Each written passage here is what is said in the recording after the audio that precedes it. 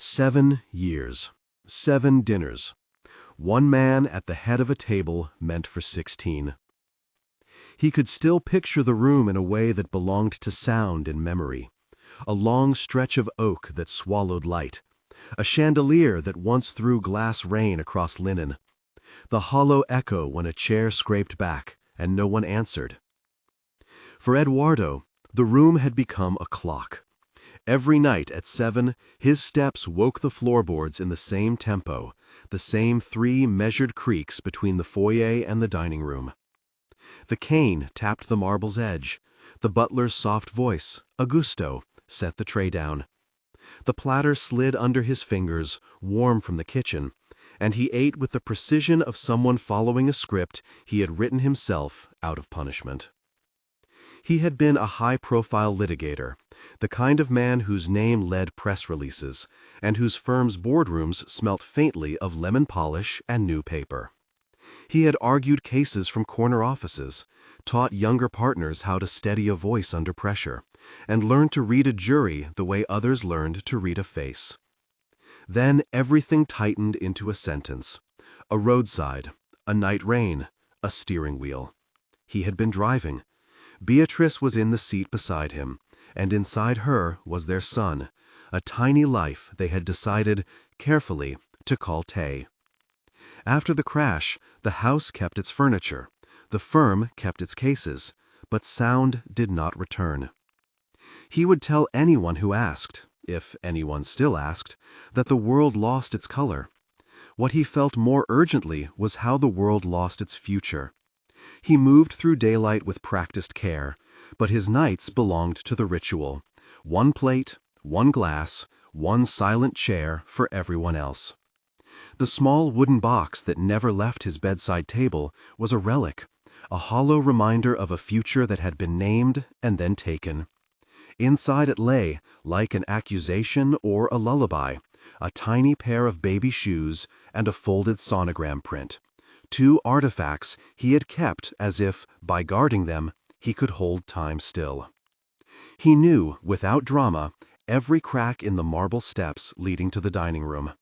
He could count the 3 steps before the hallway turns: 1, 2, 3, before the scent of lemon polish met the warm air of the kitchen. He loved the way the house remembered him, the butler's hesitant presence, the antique clock that still kept time by habit, not mercy. The dog that used to answer to Soul had long since disappeared into the neighborhood or into the arms of someone who could stand the noise. The dog's collar, however, still hung on a hook by the back door. On the 7th year of silence, the house learned to expect the same footfalls. It knew the night he stopped light for fear of drawing attention to empty plates and answered echoes. It became ordinary that there were no voices at the table, that laughter was a thing he outfitted in his memory one Sunday when grief began. The city beyond his garden moved as usual: traffic, playgrounds, couples arguing softly on benches he never saw. From inside, the clock's tick and the scrape of a chair were map and measure. But grief is not an animal that sleeps through winter. It is a habit. He had made it his. He sat at his place, felt the warm plate, listened to the ice in his glass, and tasted salt and habit. He often thought, in those hours, of confessing. Not to a courtroom, not into some polished mic, but to the thing he held most sacred, the truth that he had been driving when the world shifted, and that he had been the one who had stolen their tomorrow. He had whispered it into the dark sometimes. It was me. And the house had folded the phrase into its walls like a secret it refused to speak aloud. That night, as with so many nights before, the footsteps down the hall had been the only sound besides the clock until it wasn't. A small, bright voice cut the ritual like a hand through water. It was not part of the calendar he'd kept. It was the sound of small shoes on marble, faster, light, plain insistence, and then a tiny chair scratching softly against the oak. He would not have known the girl's name at first. He would have only known the scent of shampoo and juice, the flutter of curiosity that did not belong to any of his routine visitors. For 7 years, he had planned only solitude. That sound arrived, unannounced, like an unauthorized light. "Are you alone? I'll sit with you." The voice belonged to a child with the clear bluntness that belongs to the very young. Clara, 2 years old, by the clock that measures small lives, placed her chair at the edge of his plate as if it had been there for decades.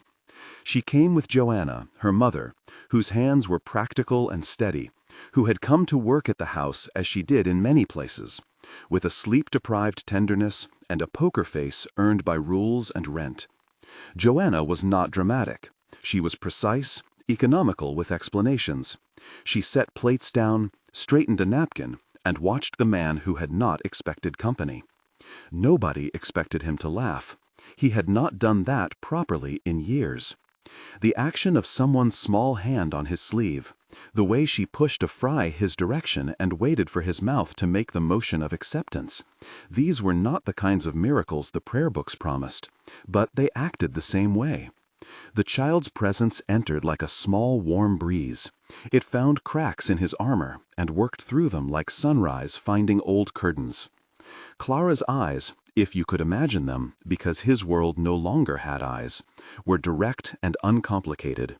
She ate quickly, negotiating the fork like it had meant more than utensils could, and she spoke into the room's hollowness with a confidence that made room for silence to be a visitor, not a home. "Nobody can eat alone," she announced mid-bite, looking at him as if he had forgotten the basic contract of human life. "It's sad." The butler, Augusto, watched from the threshold. He had been patient for 7 years, as long as his employment and loyalty allowed. Nobody expected him to laugh. He had not done that properly in years. The action of someone's small hand on his sleeve, the way she pushed a fry his direction and waited for his mouth to make the motion of acceptance, these were not the kinds of miracles the prayer books promised, but they acted the same way. The child's presence entered like a small warm breeze. It found cracks in his armor and worked through them like sunrise finding old curtains. Clara's eyes, if you could imagine them, because his world no longer had eyes, were direct and uncomplicated. She ate quickly, negotiating the fork like it had meant more than utensils could, and she spoke into the room's hollowness with a confidence that made room for silence to be a visitor, not a home. "Nobody can eat alone," she announced mid-bite, looking at him as if he had forgotten the basic contract of human life. The butler, Augusto, watched from the threshold. He had been patient for 7 years, as long as his employment and loyalty allowed. In the years since the accident, he had learned to speak quietly enough for the house to listen. He had also learned, like anyone in service to a broken family, to steward small openings. He let the child sit. He let her hand find Eduardo's as if it were a thing with rights. They began to come. At first it was once a week, then twice. Soon dinners became a promise.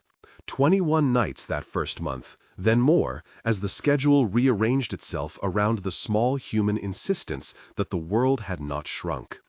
He listened to the scrape of chairs, to the clink of a child's glass against a plate, to Joanna humming numbers under her breath while she worked. He learned the rhythm of Clara's breathing, of the way she hummed tuneless songs when she was thinking. The wooden box that had sat on his bedside table like a relic found new meaning when, one evening, Joanna placed a tiny drawing on the table, a crayon figure of a circle of people holding hands, and lifted it toward the chandelier where it meant to hang a moment before the butler protested logistics. The child's scribble read, in a shaky adult interpretation, "Friends forever." That drawing would go up on the fridge in the house's kitchen and become a marker of progress. The dog, Saul, adopted by the family from a neighbor who couldn't keep him any longer, learned what the house had forgotten, that sound could have shape. He padded along the rug, nudged at trouser hems, accepted old men's laps as a right. Saul's nose prodded at Hispanic memories and at the scent of fries, and when he slept, he snored like the old clock, a slow domestic reassurance. Small acts mattered. Clara found a way to make him talk without pressure. She asked him to tell her what his name meant, like you might ask a story. She insisted that he show her where the door was by guiding her hand. She delighted in the game of leading and being led. She invented nicknames for people he could not see and delighted in pronouncing them. She gave him a reason to speak his name outside of legal filings, as if a life that had once existed in headlines could be worn now in the easy way a child pronounces a name. Joanna had her own reasons for staying. Work was work, yes, but there was something tenderly human in seeing a man begin to visit the edges of days again. She was not a saint, and she was not on a mission. She was a mother who wanted her daughter to know other kinds of lives, and a woman who, despite the invisible social lines that sometimes tightened around her, found herself caring about the man who let children sit with him at dinner. He laughs, Augusta would say in the staff room, as if the fact justified his own astonishment. He had not expected laughter, with the same tone as the rest of the house had not expected it. Not violent exhalations, but small, startled releases, as when someone remembers a song. The first smile he gave without pain was like a brittle window pane cracking softly. Someone had set a hand to it, and it yielded. There were gestures that held more meaning than a bouquet of words. Joanna brought an orange for his juice because she said it would be good for him. "Vitamin C, Nana's remedy," she exclaimed once, as if she had learned it in the same way people inherit recipes, by survival. She arranged fries on his plate in a way that looked thoughtful. Clara once drew a crude picture of small shoes and gave it to him, announcing solemnly that these were for the baby that lived in the box on the bedside table. Tay, she said, as if the name had always been a thing she had stumbled over in the house. For a long time he had avoided touching that box. It was a thing of accusations and declarations. It was the place he'd hidden his own confession. But one night, under the hum of kitchen light and the insistence of a child who wanted a story, he opened it. The shoes were smaller than his palm. The sonogram print was a grainy, abstract universe pressed into a rectangle of paper. He set them on the table, and Clara reached for them with solemn curiosity, the way children reach for lit candles. "Who's that?" she asked. Beatrice's name left his mouth like a thing that needed to breathe. He told them, slowly at first, then in pieces, that there had been a woman who could make anything right, and that in one night the world had spun on the wrong axis, and he had been the one turning the wheel. Saying it aloud was a different thing than confessing it to the dark. It was a small tremor in a long built-up silence. He did not seek pardon. There was no one to accord it who had authority over such things. He spoke because the act of naming was a relief to someone not used to the economy of bearing. He said, "I was driving." The sentence landed like a stone and made small, honest ripples. Joanna put her hand on his knuckles. Clara did not understand the legal implications. She only heard the shape of sorrow and decided to fold it into a story that had room for more endings than tragedy. News, however, spreads in circles and then in waves. The informal dinners that began as a teacher of softened habits soon became a problem for others. Renata, Eduardo's sister, saw things differently. For her, protection translated into measures, and measures meant certainty. She had been the one to wire the house with features that made it safe and secure in the years after the accident. She loved him with the precise kind of love that believes fear is a form of care. Renata's visits were brisk, composed, and always calculated. She would stand in the doorway and tally the plates with the same eyes she used in board meetings.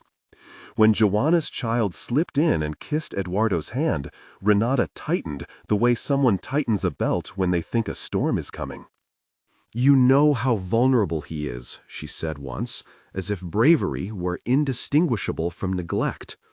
She kept her concerns wrapped in concern's language.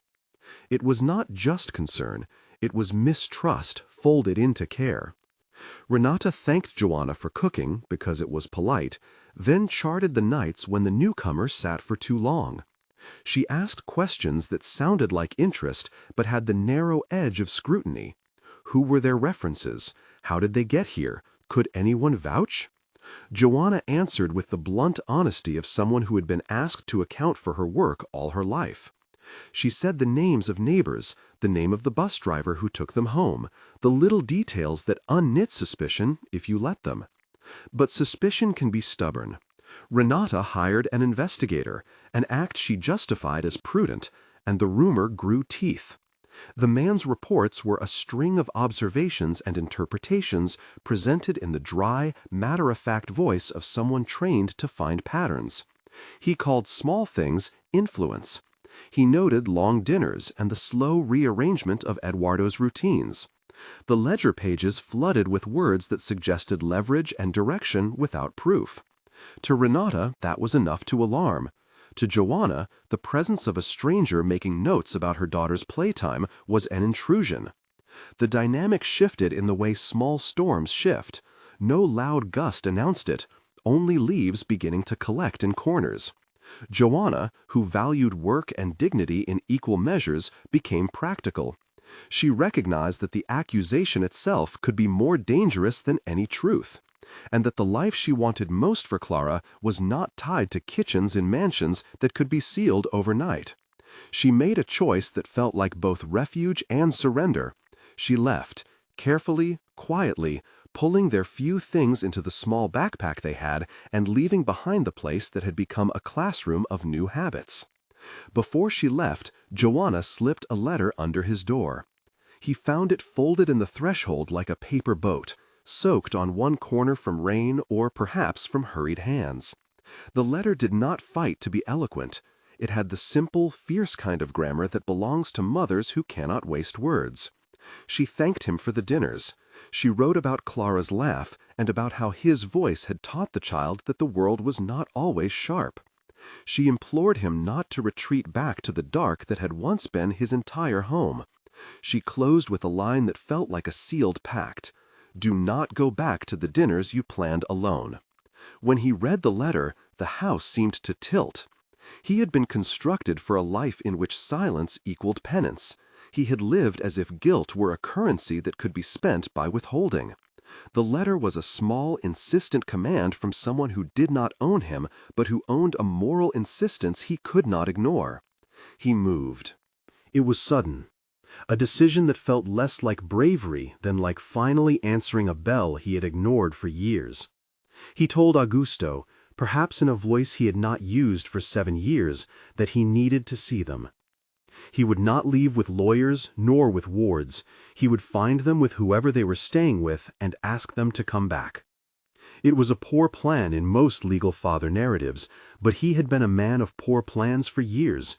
He intended to go and speak, simply, not to be persuaded all over again by fear. The city that night had decided to weep. Rain fell in the kind of sheets that make light soft and noise loud. The cab's tires sighed against the wet as Augusto drove, hands knotted at the wheel. Eduardo sat in the back with his cane across his knees, and for the first time in a long stretch, he let the city's smells become a map. Wet asphalt, the lemon polish of the house, the faint bread sweetness of a bakery at a corner he had once frequented. Cars fired their own small constellations of lights. The soundtrack was new. The world felt like a stranger again, but he liked the company of it. They did not find Joanna immediately. She had been practical. She had left in a way that would make it hard to track her. A friend's couch in a neighborhood he knew only by the ways their bus smelled and the way the concrete warmed in sun. He set his hand on the window and let raindrops dazzle over his fingers. His breath came shallow sometimes. Old habits take time to relearn, and other times it came forceful, the kind of breathing that can break a sleep. When the cab stopped at the gate, he was already ahead of the plan. The driver, a neighbor who knew the family, pointed to a green gate at the end of a narrow lane, a gate that led into a small yard where a porch light hummed in domestic duty. Joanna's silhouette, if one could call the mind's imagination a silhouette, was there, a shape protected by the porch and partly obscured by the umbrella she held. Clara clung to her side like a small, bright object shaped to keep light. He climbed out of the cab as if his body had been waiting years for that motion. Rain met him like someone testing the edges of his resolve. He felt the ground, counted the steps to the gate with the same 3 counts he had returned to nightly for years. 1, 2, 3. His cane found the post, then, by memory and by longing, the gate's rusty latch. His fingers traced the cold metal. Clara had been delayed by a bus late that evening. The sequence that had been meant to be a quick departure had been thrown off by a rain-slicked street. She had stood waiting, small umbrella at her shoulder, and that small delay, an accident of weather and transit, had been the thing that kept them from missing one another. When Joanna recognized his voice, she moved with the fast economy of a person who has made a decision to protect first and explain later. The umbrella shifted, the child moved, and for a long, suspended breath, the world arranged itself into a tableau of people not yet ready to speak. Then Clara, without ceremony, tumbled forward with the kind of movement only small children possess, part honesty, part audacity, and reached out to him. "I told you I'd sit with you," she said, as if the world had merely agreed to resume its seatings. Eduardo's hand found the small child's face instinctively. He felt of her hair, the neatness Joanna kept like currency. He pressed his lips against the soft crown of a head that still smelled like the citrus of childhood. The letter in his pocket crumpled in the vein of his despair, but in his chest there was a crack forming that was not carved by guilt but by something like permission. For a breath, the rain blurred the sound of cars behind them, and the gate stood open, an invitation more than a boundary. They stood there, small knot of people on a porch that was neither his nor entirely unknown. Sol, somewhere nearby in the neighbor's yard, barked and added an orchestral punctuation. He held Clara until she wriggled free to look at him, then reached for Joanna's hand. He did not speak in the way that had been practiced. He said only the sentence he had been holding for years with the same simplicity as a man returning a thing he had misplaced. "Come back." Joanna did not say yes immediately. She watched him the way you watch someone you do not fully trust not to hurt you again. She listened to the tone where his confession lived and considered the kind of life she wanted for her child. It was a negotiation by look and breath, and for the first time since the rain began, the wet sky seemed to hold its breath with them. Behind the porch, somewhere distant and precise, a call came from a number that belonged to Renata. The sound of its arrival arrived in the air like an omen, because practical protections do not wait for reconciliation. Renata would be pressing with her own concerns, her own counsel. The investigator's notes would be a second chorus. The city around them would not still in order to let private lives retake their old shapes. They were not yet saved. They were not yet condemned. They were, for the first time in years, together at the edge of decision. An old man who had been a player in courts and losing in a different kind of tribunal, a young mother who had returned to retrieve the life she'd briefly lent, and a child who believed in the straightforward, almost scandalous notion that no one should be left to eat alone. He stood at the gate, rain on his coat and the small wooden box heavy in his pocket, and listened to the small human noise of someone learning how to live again. The confession had been said into the dark. Now it would have to be said into someone else's eyes, Renata's included, and he knew that the truth made tame promises to no one. The rain kept falling. The green gate swung between them and the world, and, for a moment, the future felt like a hinge. The green gate swung between them and the world, and, for a moment, the future felt like a hinge. If this is landing with you, if you've ever sat with someone who chose silence over living, tell us where you're watching from. Leave a city below, we'll collect them like small lights. The call from Renata came through like a second hinge being tested, efficient, crisp, the kind of voice that organizes crises into checklists. She asked if he was all right, but her questions carried the weight of decisions already made. Dr. Marcello, her lawyer, arrived within an hour, not with malice, but with papers. He carried a folder that smelled faintly of printer ink and thermal receipts, the bureaucratic scent of certainty. It was a thing meant to be read in offices, not on porches in rain. They stood on the driveway when he arrived, umbrellas closed, water beating on lapels. Dr. Marcello's presence filled the space between procedural calm and the household's new, fragile warmth. He spoke with the cadence of someone who had spent his life making words perform duties: protect, advise, caution. He read from the investigator's notes as if he were reciting a script everyone agreed to believe. There were phrases like undue influence and pattern of access, dry words meant to erect walls where people wanted doors. Renata watched Joanna the way one watches a photograph of something precious and foreign. She had come to see protection as a form of affection. That affection labored under the illusion that certainty could replace choice. "Eduardo," she said, the family name like a lever. "You know what this could lead to. We need to be sure." Eduardo listened. He had, in his life, learned how to let other people render risk into documents. He knew the vocabulary. He had used it for years. He had billed clients for more complicated dances. But now the files were not motions to be won, they were people who ate at his table and pressed small drawings against the fridge. He felt the wooden box in his coat press against his ribs like an accusation and a tiny beacon. "I will not sign anything that hands someone else the right to decide when someone else can laugh," he said quietly. The words surprised him with their steadiness. He felt them as if they were a step he had practiced alone until it became public in public. Renata's eyes narrowed, not into cruelty, but into a different, equally human fear. "Eduardo, it isn't about laughter, it's about exploitation. What if they take advantage? We have to make sure." "You mean, what if they take advantage of me?" He said the sentence plainly. "I have pages of experience with accusation. I have nothing to prove to anyone here. I have done something nobody can undo. I know that. What I cannot accept is that my guilt should be used as an instrument to exile people who have given me warmth." Dr. Marcello opened his folder and let the light skim across a printed page. "We have a clause that could limit access. There are precedents.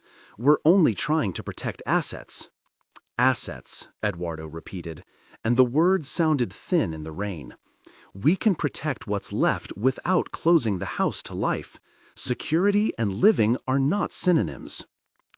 Renata stepped in, not with the softness of a sister asking for forgiveness, but with the firmness of someone who thought she had found the right measure. "You're not thinking clearly.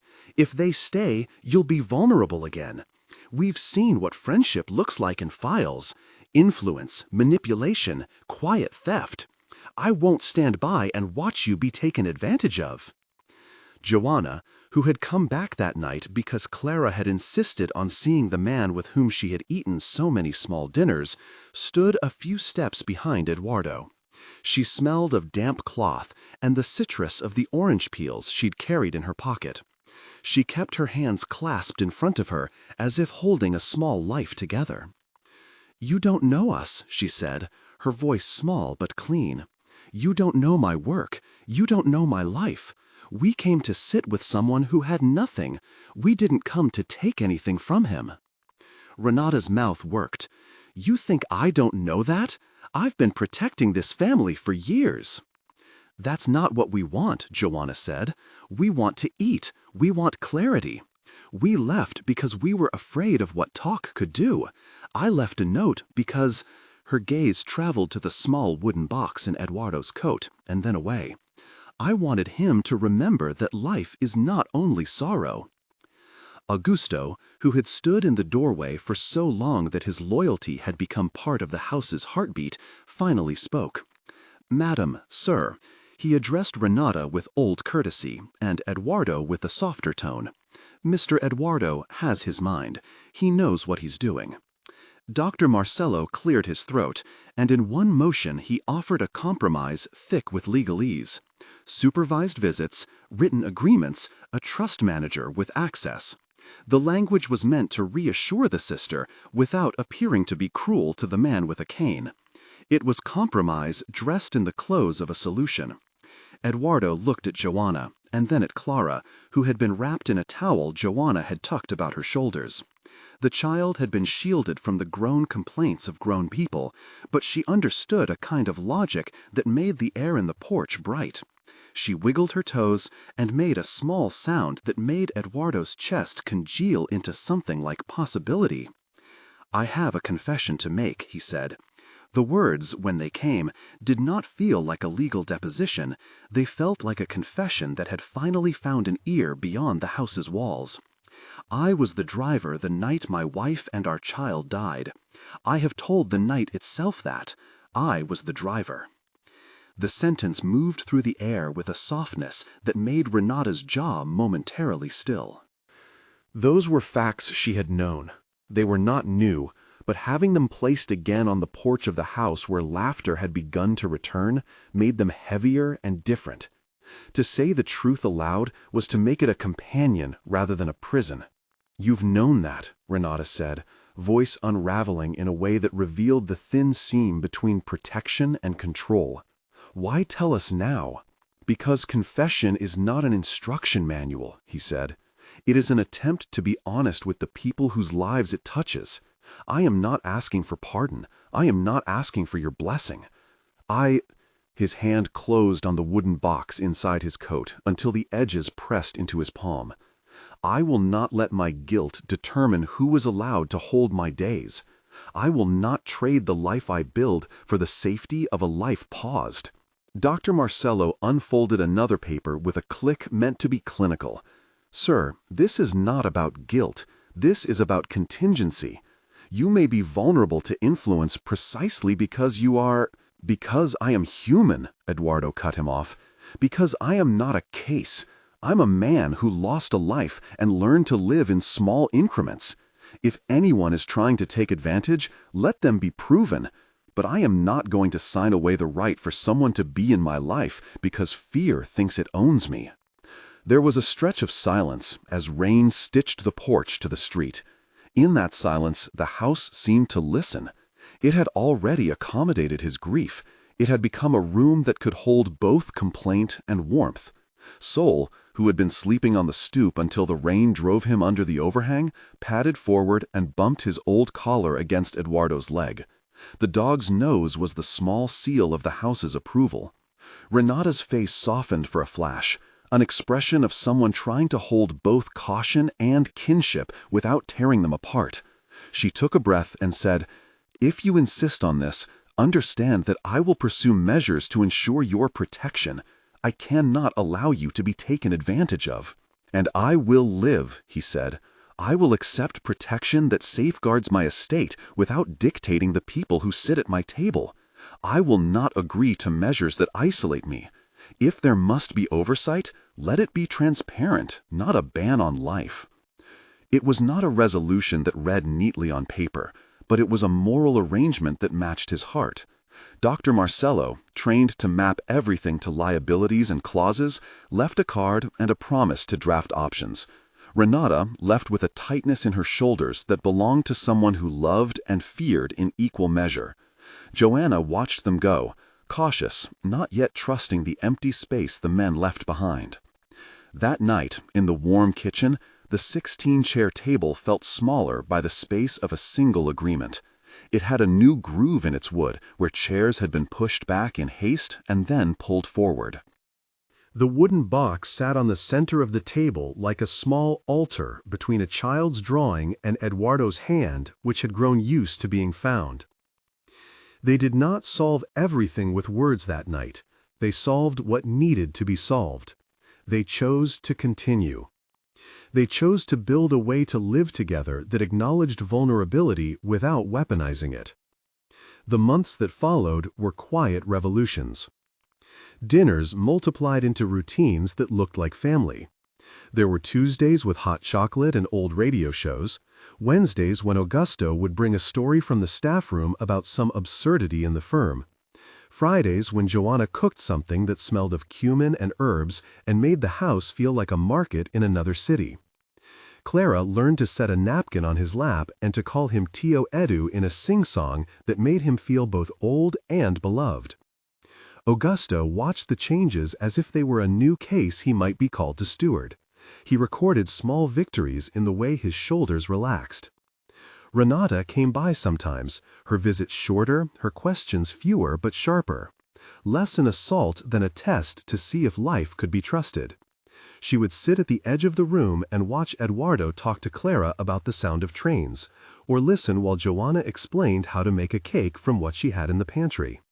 She would leave with a look that suggested calculation, but also, increasingly, the strange softness that comes from watching someone be human and uninjured. The firm, for its part, adjusted with the slow politeness of institutions. Partners called with deferential concern. An associate took on more courtroom hours. He did not disappear from his profession. Law was part of how he understood public life. But his days grew defined by a balance he had long avoided. He learned how to be both a man who had courtroom authority and an absent-seeing father at a small table. He learned to let a child's laughter interrupt him in the middle of an email, and to answer as if laughter were a legitimate and necessary document. Love accrued in the small arithmetic of daily acts.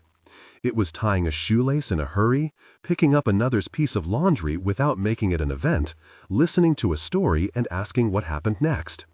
There was passion, yes, but mostly there were things that fed the ordinary human hunger.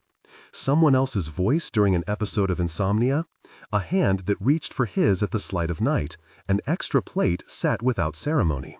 They did not rush into a public romance. They built trust in the narrow, stubborn ways people make up for years of silence: attentiveness, steadiness, the willingness to be seen in the small mistakes.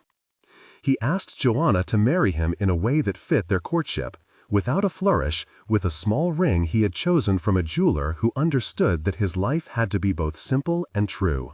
He said it in the kitchen one morning, over coffee, while Clara was drawing the family on a scrap of magazine. Joanna looked at him as if counting the cost and the future at the same time. Then she said yes. Their wedding was a modest thing, held in a small church the size of a breath. Renata was there, hands folded in a way that suggested she had decided to trust a choice she had not always favored. Augusto wore his old suit and pretended not to tear up. The firm sent flowers that smelled faintly of lemon. The neighbors brought cakes that tasted of whole grains. They married without a press release, without a judge, just with witnesses who had become family through the steady work of being present. Months turned into a catalog of domestic images. Clara teaching Eduardo the lyrics to a pop song she liked. Sol chasing a ball across the lawn with the focus of a creature who remembers what it means to belong. Joanna and Eduardo sitting on the stoop, sharing a cigarette and an opinion about a tangle of a case. The wooden box no longer sat only as relic. Sometimes it held small tokens, notes, a few tiny shells from a beach day, a scrap of paper with the words "Friends Forever" drawn in a hand that had improved in steadiness over time. Years rearranged themselves into a new order. There was a morning when Eduardo woke to a small human hand stroking his beard, the way children do when they think they are helping adults feel better. He learned to count more than steps. He began to count names, moments, tiny liturgies of everydayness. He taught Clara to identify the kitchen by the sound of the hinge. She taught him to identify a friend by the way they laughed. They argued over a painting. They made a point of having an extra seat at every dinner, as habit and as statement. 5 years later, the house had acquired an honest noise. It was not the clamorous, chaotic noise of strangers, but the settled sound of life that knew its own edges. A small, bright life had come into the world, and, in a way that felt both tender and bold, Joanna and Eduardo named the child Tay, after the son he had lost and the name that had been kept in the wooden box for all those lonely years. It was not theft of memory, nor a replacement. It was an act of complicated courage. To give a future a name already full of history knew how to hold grief and joy together. The choice was not without opposition. Renata raised the question. There were whispers of impropriety from a few precincts of the firm. But the child arrived, crying in the wet, sweet way all infants do, and the world seemed to negotiate. People who had been skeptics found themselves holding small humans in ways that made their own defenses soften.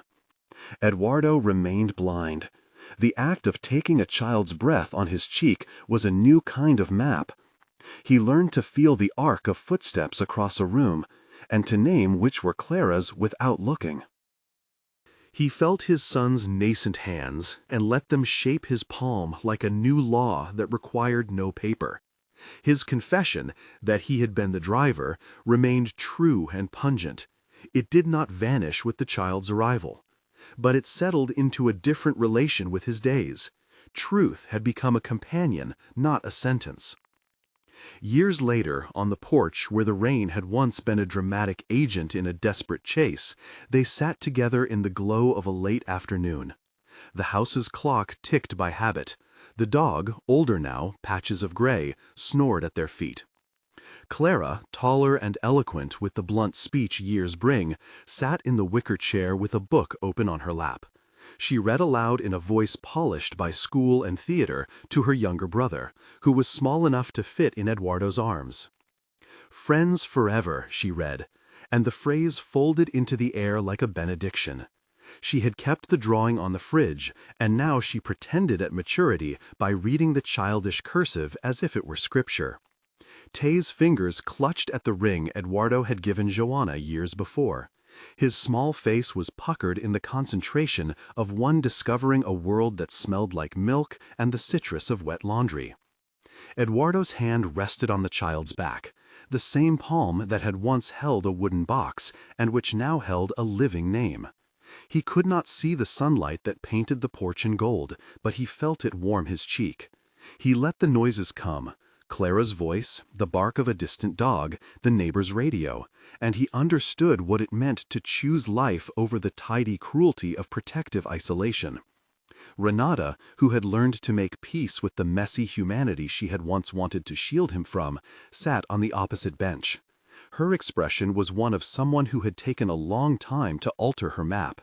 She had not been wrong to want to protect him. She had not been entirely right either.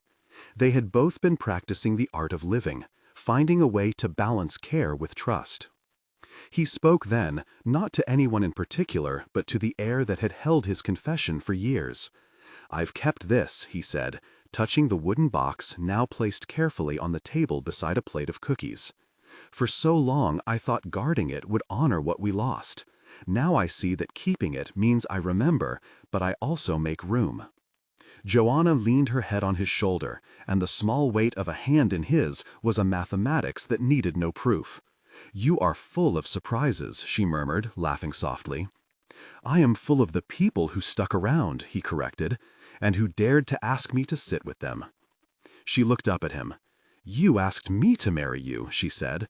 "Why did you ask?" "Because I wanted my life to be a choice," he said. "Because I didn't want sorrow to be the only thing that had its say. Because when a child asks you to sit, you have to sit." Clara, listening, looked up and announced as if delivering an important fact. "Nobody can eat alone. It's sad." She had grown into the sentence like a prophet into a poem. They all laughed, because the sentence was true, and because, after all those years, truth had learned to be kind. The wooden box, no longer an accusation, was opened gently later that day. Inside was the tiny sonogram, the same pair of shoes, and a few new things. A small braid of hair from a first haircut, a scrap of paper with a blurry photograph from a summer outing, a ticket stub from a film the three of them had seen and decided was silly. Memory was not erased, it was enriched. At night, Eduardo would sometimes wake and listen to the house. He would count steps out of old habit, but now he counted them like someone tallying blessings. 1 footstep for a child wandering, 2 for a partner coming with a glass of water, 3 for laughter. The table for 16 still stood grandly in the dining room, but it no longer felt like a stage for absence. The chairs were occupied in turns now. Sometimes plates were missing, sometimes they gathered every seat. The ritual of dinner had become a ceremony of living. He spoke to his wife once, quietly, about confession. "I told you I was the driver," he said. "You married me anyway. You knew, and you still said yes. Is that what people call forgiveness?" Joanna looked at him. "It is what people who love do when they decide not to be defined by one moment," she said. "We do not forget, we remember, and we keep living." In the firm's corridors, he remained sometimes the man whose name was on bulletins, and sometimes the man who would skip a deposition to attend a parent-teacher meeting.